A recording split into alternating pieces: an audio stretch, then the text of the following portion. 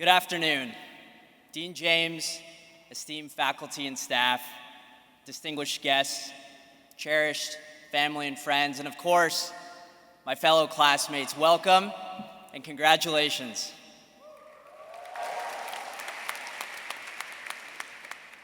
My name is Hari Joy, and at the risk of sounding like one of those cliched LinkedIn posts, I must say I'm truly humbled and honored to stand before you today. I'd like to begin with a few words of gratitude to those who believed in us every step of the way. To our families, friends, and mentors, both those here in person and those in spirit, thank you for being our unwavering pillars of strength. I want to say a special thank you to my parents and to my sister who are sitting right up there. Thank you for teaching me the value of hard work, the importance of kindness, and the power of laughter.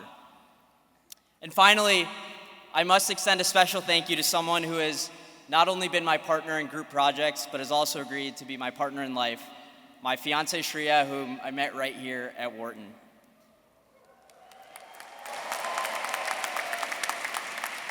Thank you for turning what I thought was just a professional journey into the best adventure of my life. To express our profound gratitude to all these forces of nature, without whom none of this would be possible, please join me in a round of applause.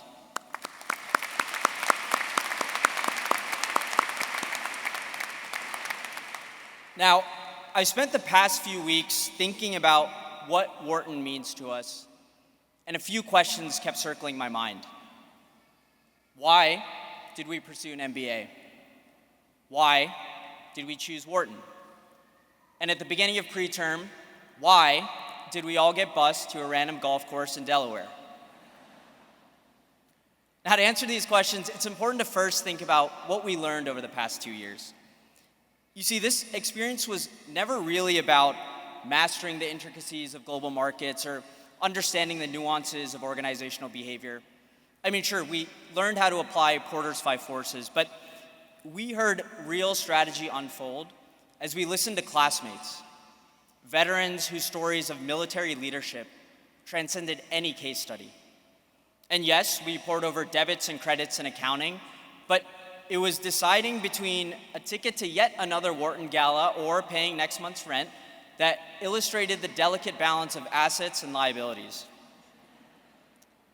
And while some of us were lucky to formally study resilience with Professor Duckworth, it was the shared experience of standing by classmates as they went through their darkest hours that truly embodied grit. Now, through this all, something remarkable happened. Faced with these shared, unique circumstances, our why began to evolve. Together, we learned the power of not just asking why, but also why not.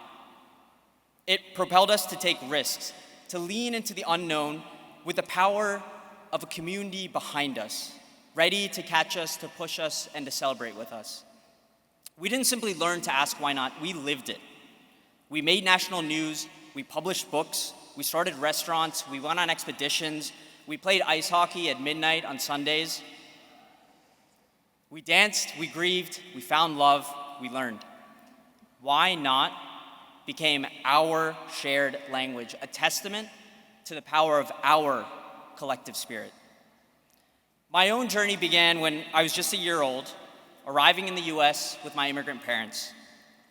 Their leap into a new world was fueled by a powerful why not, a fearless embrace of life's fleeting opportunities.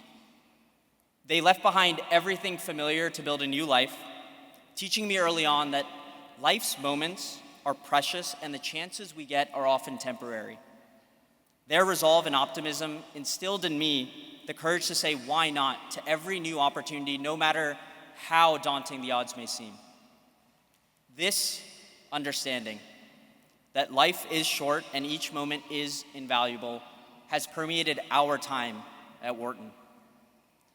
What has always struck me about this experience is that in many ways we learned just as much about humanity as we did about business administration.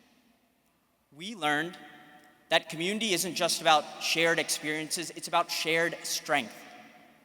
It's in the moments we lift each other up, after going through unspeakable grief, in the late nights spent prepping each other for interviews in an uncertain job market, and in the simple acts of kindness that pass silently between us, echoing the deeper call to make every moment count.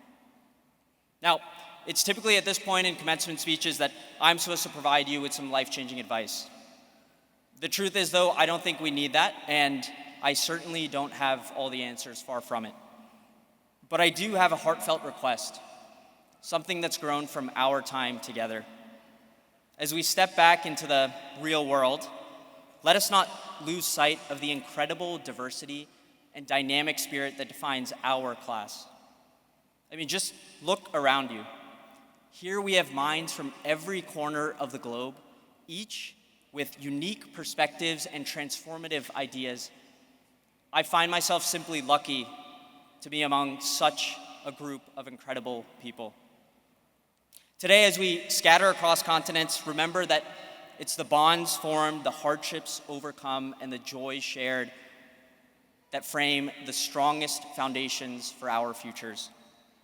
Life is indeed short, but we have a spirit of why not embedded in our hearts, and a community that will always be in our corner. In a world that feels like it's getting more tumultuous by the day, we will continue to be challenged. So, if there's anything we should take away from here, it's this. When the world asks you why, ask it, why not? Thank you and congratulations, Wharton MBA Class of 2024. It's been a privilege.